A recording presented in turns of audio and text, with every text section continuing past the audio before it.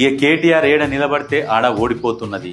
ఈ అన్ని బ్లేమ్ చేసి పార్టీ నుంచి కేసీఆర్ కు సమాచారం ఇచ్చేసి ఇక కేటీఆర్ది సైన్యం వర్గం ఏదైతే ఉంటుందో ఆ వర్గం ఎక్కడెక్కడైతే ఉన్నదో ఆ వర్గాన్ని తీసేసి హరీష్ వర్గాన్ని పెట్టేసి రేపు పార్టీ పగ్గాలని తీసుకునే ఆలోచనలో హరీష్ రావు ఉన్నాడని ఇక్కడ కేసీఆర్ పసిగట్టిండు. కవిత ఎప్పుడో పసిగట్టింది, కానీ ఈ బోడముఖం పసిగట్టలేకపోతున్నాడు. అయితే దీన్నంతా దృష్టిలో పెట్టుకొని యువతకు అవకాశాలు ఇవ్వాలి అని చెప్పేసి హరీష్ రావు వర్గాన్ని మొత్తం చెక్ పెట్టేసి వాళ్ళని కిందకి దొక్కేసేయాలి, వాళ్ళని ఓన్లీ బానిసల్లాగా వాడుకోవాలి, కేటీఆర్ వర్గాన్నే లేపాలి అన్న ఉద్దేశంతో చూస్తున్నాడు. కానీ కేటీఆర్ వర్గాన్ని జాకిలి పెట్టి లేపినా కేటీఆర్ అనేటోడు లేవాడు. కేటీఆర్ కు రాజకీయాలల్లా ఎత్తుకు పై ఎత్తేయడము, ప్రజలతోని ఎట్లా మాట్లాడాలి అనేది కేటీఆర్ కు లేదు, అది రాదు కూడా. అది పుట్టుకతో రావాలి, అది లేదు. కాబట్టి అది ఎప్పుడైనా భూస్థాపితం అయిపోయేది. ఉదాహరణకు మీరు సర్పంచ్ ఎలక్షన్లు తీసుకోరు. సర్పంచ్ ఎలక్షన్లల్లో సిరిసిల్ల నియోజకవర్గంలో ఎంతమంది అభ్యర్థులను గెలిపించుకున్నాడు? మళ్ళా సిగ్గు లేకుండా మీడియా ముందుకు వచ్చి మాట్లాడుతున్నాడు. అదొక్కటి చాలదా? కేటీఆర్ అనేటోడు ఎంత